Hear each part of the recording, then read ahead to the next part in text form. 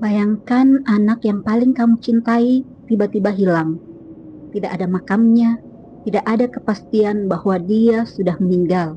Tidak ada kesempatan untuk mengucapkan selamat tinggal. Yang kamu punya hanya sebuah cerita dari orang-orang yang mengatakan dia sudah mati. Tapi hati kecilmu mengatakan tidak. Hari berganti hari, bulan berganti bulan, tahun berganti tahun. Anak itu tidak pernah kembali. Dan yang lebih menyakitkan, orang-orang di sekitarmu mulai menyuruhmu menerima kenyataan. Sudahlah, lupakan, dia tidak akan kembali. Tapi bagaimana kalau kamu adalah seorang ayah dan kamu tidak pernah benar-benar percaya bahwa anakmu telah pergi? Bagaimana kalau setelah bertahun-tahun menunggu, kamu kehilangan anakmu yang lain? Dan bagaimana kalau kesedihan itu begitu dalam sampai kedua matamu kehilangan penglihatan? Assalamualaikum warahmatullahi wabarakatuh. Alhamdulillah, salawat dan salam semoga senantiasa tercurah kepada junjungan kita Nabi Muhammad Shallallahu Alaihi Wasallam, kepada keluarga beliau, para sahabat beliau, dan seluruh umat beliau hingga akhir zaman. Amin. Teman-teman, kali ini kita akan kembali menyusuri sebuah kisah yang mungkin sudah sering kita dengar. Tetapi semakin kita renungkan, semakin kita sadar betapa dalamnya kisah ini. Kisah tentang seorang ayah yang kehilangan putranya. Bukan sehari, bukan sebulan, bahkan bertahun-tahun. Namanya Nabi Yakub alaihi salatu wassalam. Dan yang lebih mengejutkan, bertahun-tahun setelah anak itu hilang, Nabi Yakub masih mengatakan sesuatu yang mungkin terdengar mustahil bagi orang-orang di sekitarnya. Beliau masih berharap. Tapi apa yang sebenarnya beliau ketahui? Dan kenapa beliau tidak pernah benar-benar menyerah? Mari kita kembali ke awal kisahnya. Nabi Yakub adalah seorang ayah, dan seperti seorang ayah yang mencintai anaknya, beliau tentu memiliki kasih sayang yang besar kepada putra-putranya. Salah satunya adalah Nabi Yusuf. Suatu hari, Nabi Yusuf datang kepada ayahnya dan menceritakan sebuah mimpi. Ia melihat 11 bintang, matahari, dan bulan bersujud kepadanya. Nabi Yakub memahami bahwa mimpi itu memiliki makna.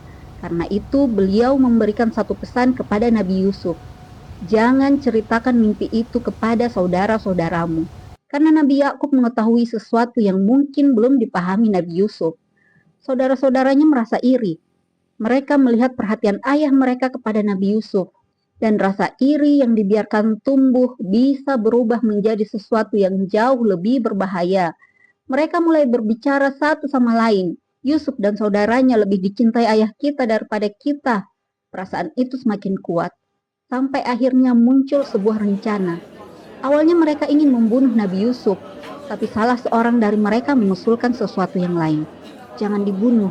Masukkan saja ke dalam sumur. Nanti akan ada musafir yang menemukannya. Dan mereka pun sepakat.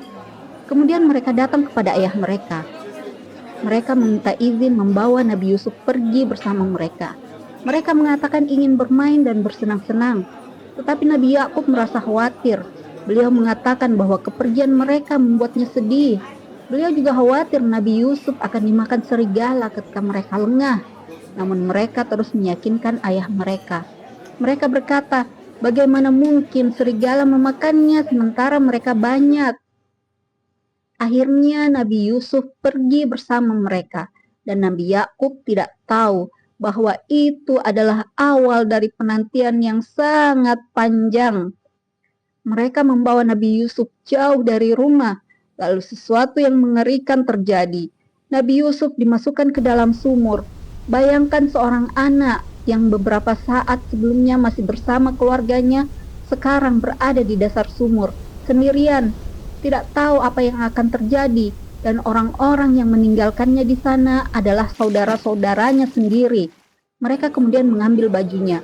Mereka melumurinya dengan darah palsu, lalu pulang. Mereka membawa baju itu kepada ayah mereka dan mengatakan bahwa Nabi Yusuf telah dimakan serigala. Sebuah cerita yang sudah mereka siapkan. Sebuah kebohongan yang dibuat agar ayah mereka percaya bahwa putranya telah pergi untuk selamanya. Tetapi Nabi Yakub tidak menerima cerita itu begitu saja. Beliau berkata, sebenarnya hanya dirimu sendirilah yang memandang baik perbuatan itu, maka kesabaran yang baik itulah kesabaranku. Perhatikan, beliau kehilangan anaknya. Beliau sedang menghadapi kabar yang sangat menyakitkan.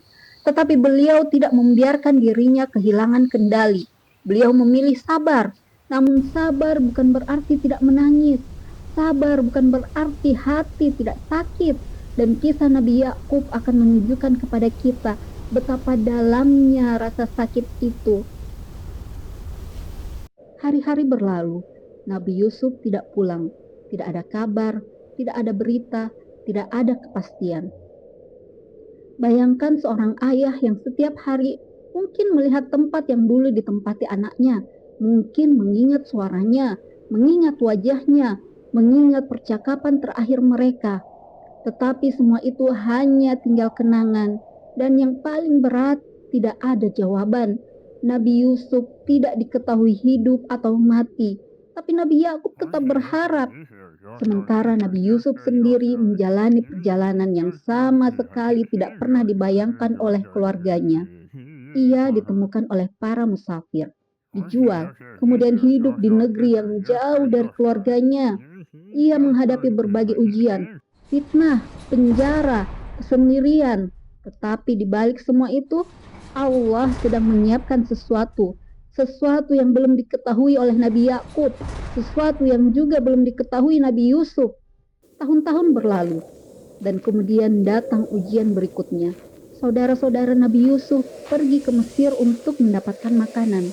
Mereka pulang dengan membawa kabar bahwa mereka membutuhkan Bunyamin, saudara Nabi Yusuf, untuk ikut dalam perjalanan berikutnya.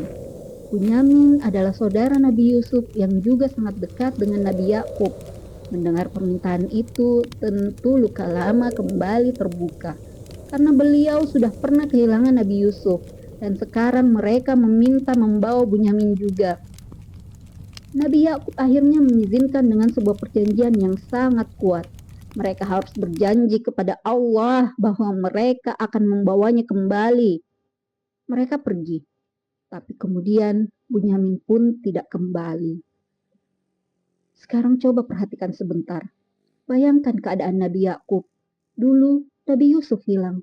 Sekarang Bunyamin juga tidak ada. 2 anak, 2 kehilangan. Dan sekali lagi beliau harus menghadapi rasa sakit yang sama. Disinilah Al-Quran menggambarkan sesuatu yang begitu manusiawi. Nabi Yakub berpaling dari mereka. Beliau berkata, "Aduhai duka citaku terhadap Yusuf." Dan karena kesedihan yang terus beliau tahan, kedua matanya menjadi putih. Beliau kehilangan penglihatannya.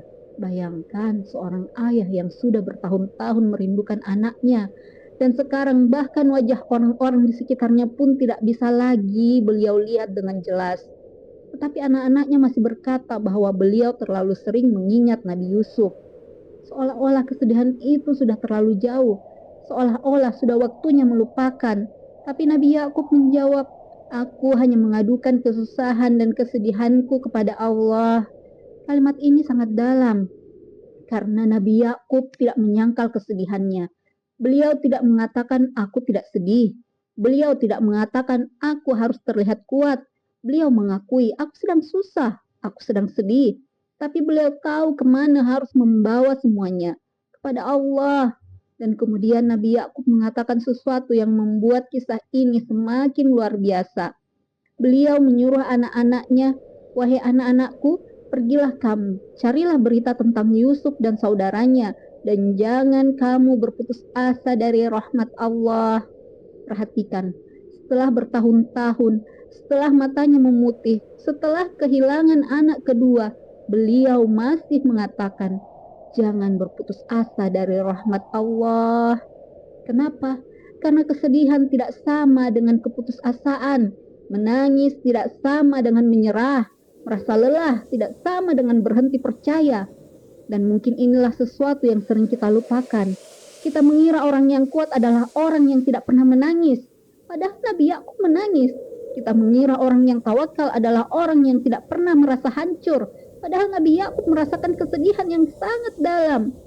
Tetapi di balik air mata itu masih ada harapan.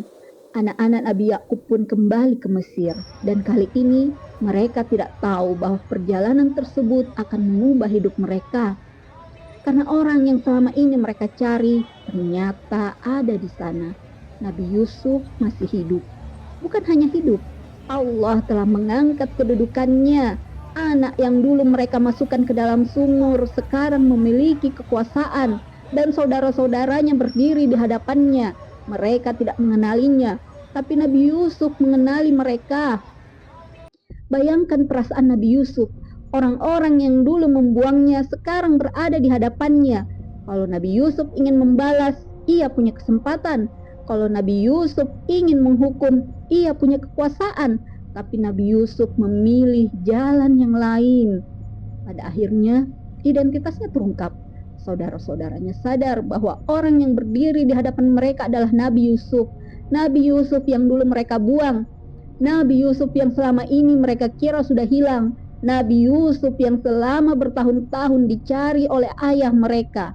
Dan sekarang Nabi Yusuf mengirimkan bajunya kepada ayahnya. Bayangkan apa yang terjadi ketika kabar itu akhirnya sampai. Nabi Yakub yang selama ini menangis, yang penglihatannya telah hilang karena kesedihan, mendapatkan kabar bahwa Nabi Yusuf masih hidup. Bahkan sebelum kafilah sampai, Nabi Yakub mengatakan bahwa beliau mencium bau Nabi Yusuf. Orang-orang di sekitarnya menganggap itu hanya perasaan seorang ayah yang terlalu merindukan anaknya. Tapi kemudian baju Nabi Yusuf datang. Dan ketika baju itu diletakkan pada wajah Nabi Yakub, penglihatannya kembali. Setelah bertahun-tahun, setelah air mata, setelah penantian, setelah kesedihan yang begitu panjang, Nabi Yakub akhirnya melihat kembali. Dan bukan hanya melihat, beliau akhirnya bertemu dengan Nabi Yusuf, anak yang selama ini dirindukannya, anak yang selama ini dicari, anak yang tidak pernah benar-benar beliau lepaskan dari harapan. Teman-teman, mungkin kita tidak sedang mengalami apa yang dialami Nabi Yakub. Mungkin tidak ada anak kita yang hilang. Mungkin tidak ada penantian selama bertahun-tahun. Tetapi kita semua pernah punya sesuatu yang kita tunggu, sesuatu yang kita doakan, sesuatu yang kita harapkan. Dan terkadang penantian itu melelahkan sampai kita mulai bertanya, ya Allah, kapan?